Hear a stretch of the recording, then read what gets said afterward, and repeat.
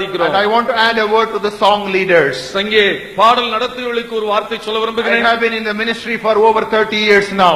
தேவனுடைய கிருபையினால் 30 ஆண்டுகளுக்கு மேலாக இந்த ஊழியத்தில் இருக்கிறேன். And I have painfully observed something in meetings. இந்த கூட்டங்களில் நான் மிக வேதனையோடு காண்கிறது என்னவென்றால், song leaders sometimes become performers. இந்த பாடல் நடத்துகிறவர்கள் ஏதோ பாடலை ஒரு பெரிய நாடக பாணியில நடத்துவார்கள். And musicians, they become entertainers. இசைக்கருவி வாசிக்கிறவர்கள் பொழுதுபோக்குக்காக இசை வாசிக்கிறவர்களாய் மாறிவிடுகிறார்கள். The world is worshipping pop singers and musicians. That is a trap.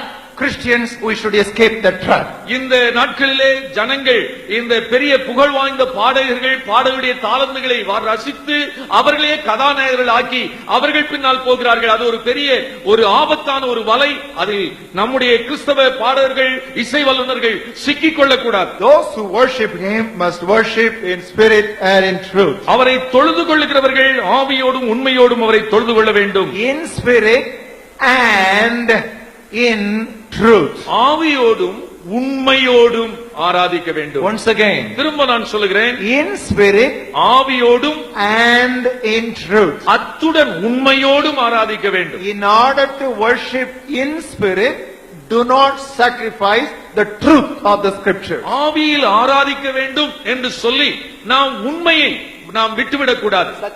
சத்தியத்தை விட்டுவிடக் கூடாது. It is not enough if our worship is spiritual, it also must be scriptural.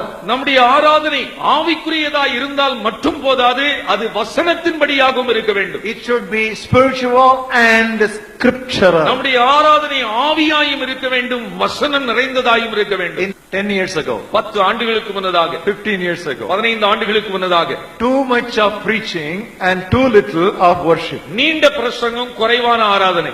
But now, ஆனால் இன்றைக்கு the pendulum has swung to the other side. இந்த pendulum இன்னொரு பக்கம் போய்விட்டது. Too much of worship and too little solid preaching.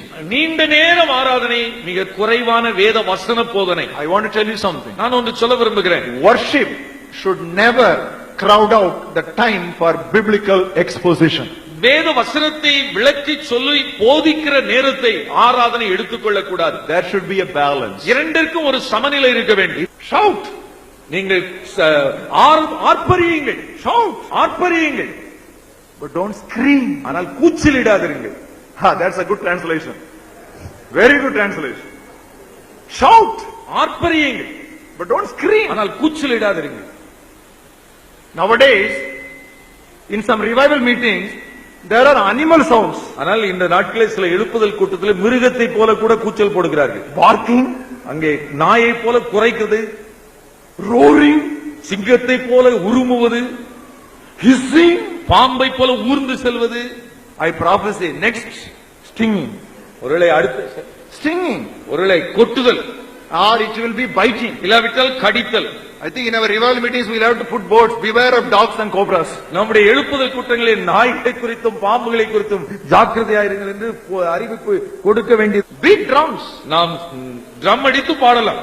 But don't beat drums too fast to lead people to frenzy.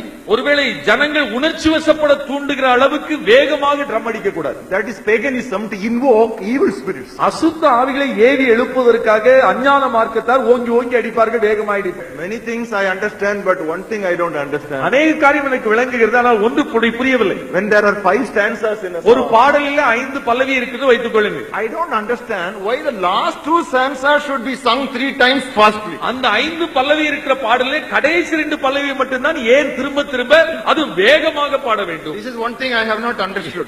ஏன் என்று எனக்கு இதுவரைக்கும் விளங்கவில்லை. Many things I understand, but this I don't understand under heaven.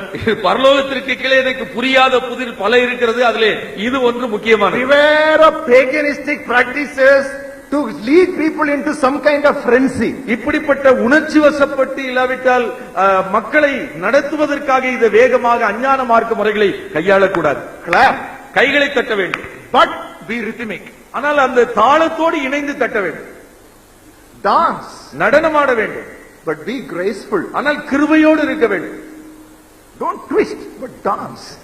ஏதோ வளைந்து பாம்பு நெளிவது போல நெளிந்து கொண்டெல்லாம் இருப்பது நடனமே அல்ல. Dance gracefully. கிருபையோடு கூட தேவ சமூகத்தில் ஆட வேண்டும்.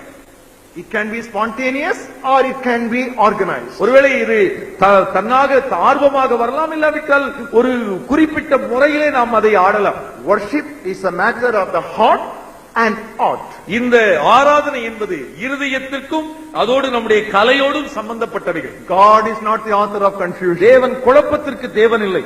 Don't try to feel the presence of God, know the presence of God. தேவ பிரசன்னத்தை உணர்கிறேன் என்று சொல்ல வேண்டாம், தேவன் இருக்கிறார் என்ற அறிவோடு ஆராதிக்க வேண்டும். Where 2 or 3 are gathered together, எங்கே 2-3 பேர்கள் அவருடைய நாமத்தினால் கூடி இருக்கிறார்களோ, I will come there. நான் அங்கே வருவேன் என்று சொன்னாரா? Did he say that? அப்படியா?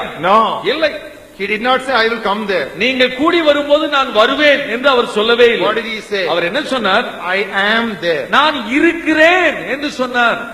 Whether you realize it or not, he is already there. நீங்கள் உணர்ந்தீர்களோ உணரவில்லையோ அவர் இருக்கிறார் அங்கே. That is the fact. அது உண்மை. You believe it. நீங்கள் அதை விசுவாசிக்க That is வேண்டும். the faith. அது ஒரு விசுவாச Then அறிக்கை. you will realize it. ஜனங்கள் அதை உணர வேண்டும், அதை அறிந்து கொள்ள வேண்டும். And my dear CSI friends, ஆகவே அருமை CSI நண்பர்களே, don't blame the Pentecostals ஆகவே பெந்தேகோஸ்தே சபையை குற்றம் சொல்ல வேண்டாம். because they are shouting. அவர்கள் சத்தம் போட்டு பாடுகிறார்கள். Please join them. அவர்களை சேர்ந்து கொள்ளுங்கள். You also learn some shouting. நீங்களும் நன்றாக சத்தம் போட்டு பாட கற்றுக்கொள்ளுங்கள். Dear Pentecostal friends, பெந்தேகோஸ்தே நண்பர்கள், please don't blame the CSI people CSI மக்களை நீங்கள் குற்றம் சொல்ல வேண்டாம். because they are very silent. அவர்கள் அமைதியாய் ஆராதனை செய்கிறபடியினால் You join them. நீங்கள் அவர்களை அவ்வப்போது பாருங்கள். Because sometimes you are too noisy, you need some silence. சில சமயங்களில் நீங்கள் அதிகமாய் ஆரப்பாரம் செய்து அமைதியை இழந்து போகிறீர்கள், போய் பாருங்கள். We need each other. இருவரும் தேவை. Oh, we need each other. ஒவ்வொருவருக்கு தேவை.